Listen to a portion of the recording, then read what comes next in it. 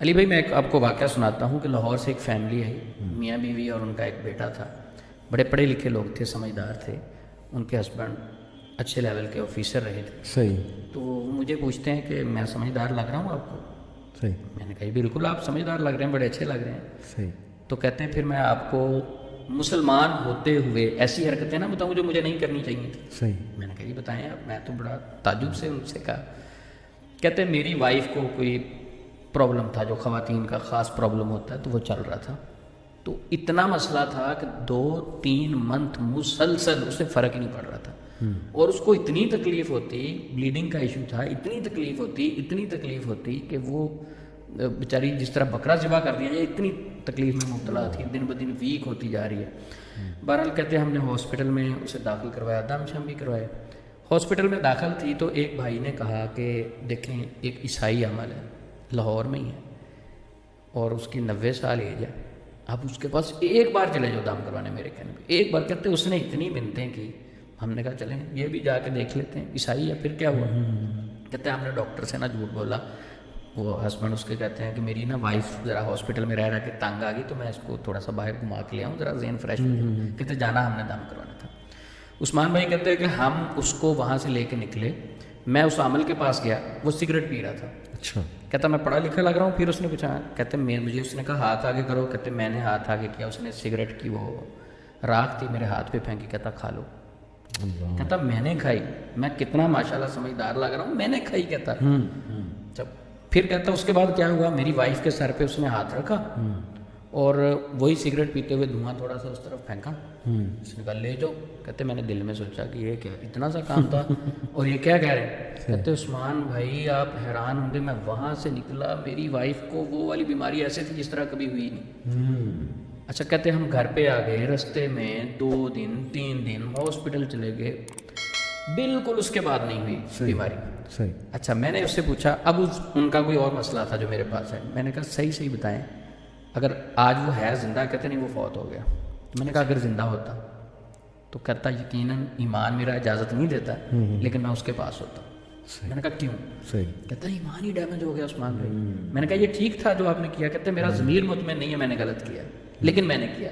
یعنی ہم اپنی آسانی کے لیے، ہم اپنے سکون اور سہولت کے لیے شریعت کو چھوڑ دیتے ہیں، اللہ اور اس کے رسول کی بات کو چھوڑ دیتے ہیں.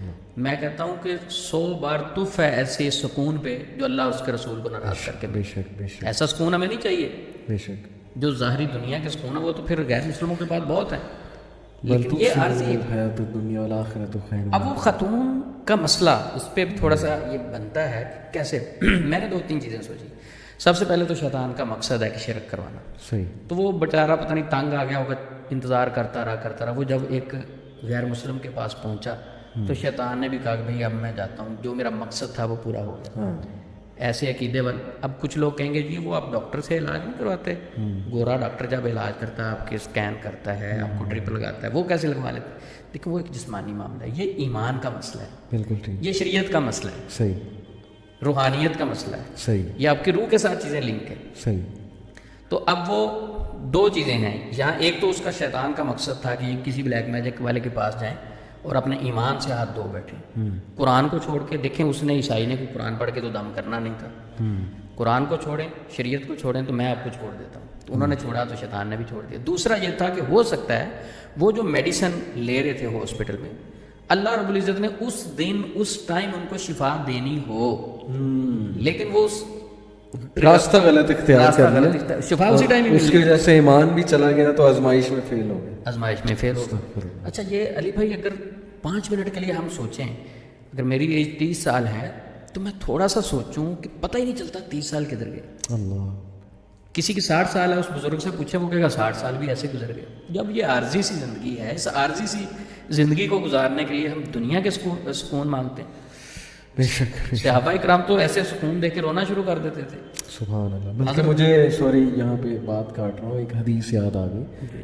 ایک حدیث کا مفہوم بیان کر رہا ہوں. میں نے وہ ایک عشق مشوقی پہ لیکچر دیا تھا، وہ حدیث میں نے بیان کی تھی کہ انسان کو نا ایک چیز پہنچنی ہوتی ہے لیکن وہ حرام راستوں سے اس کو جلدی لینے کی کوشش کرتا ہے. وہ چیز اسے حرام سے شاید مل تو جائے لیکن اس کی وجہ سے ایک تو اس کا ایمان جاتا ہے, اللہ سبحانہ و تعالیٰ سے تعلق اس کا جو ہے وہ ختم ہو جاتا ہے, اور یہ وہ سیٹسفائی تو ہو جائے گا کہ چلو جی مجھے چیز تو مل گئی, لیکن جو آخرت میں اس کو جواب دینا پڑے گا وہ پھر اللہ معاف کرے. تو یہ وہی بات ہے جو ابھی آپ نے حضرت علی رضی اللہ عنہ والا وہ قول میں نے کہیں پڑھا تو نہیں ہے, سنا ہے, بڑا سننے میں آیا ہے کہ وہ انہوں نے ایک آدمی کو کہا کہ تم ذرا پہرا دو, زرہ اس کے پاس رکھے, میں نماز پڑھ لوں. اب وہ نماز پڑھنے لگے, پیچھے سے زرہ اس نے 2 درہم کی بیچی بھاگ گیا. حضرت علی رضی اللہ تعالیٰ عنہ فرماتے ہیں کہ میں نے نیت کی تھی کہ جب میں نماز پڑھوں گا اسے 2 درہم دوں گا, ملنے سے 2 ہی تھے لیکن اس نے غلط راستے سے لی. سبحان اللہ. تو جب ہم جلد بازی کرتے ہیں, شفا تو اللہ کے پاس ہے, ہر مسلمان کا ایمان ہے. جادو میں جادوگر کے پاس چلے جائیں تب بھی اللہ نے شفا دینی, قرآن سے علاج کروائیں تب بھی شفا اللہ نے دینی. شفا دونوں جب شفا اس کے بعد ایمان کا ہے, امتحان چل رہا ہے, اللہ آزمائش چل رہی, اس میں آپ فیل ہو رہے ہیں. فیل ہو گئے, سب کچھ کیا.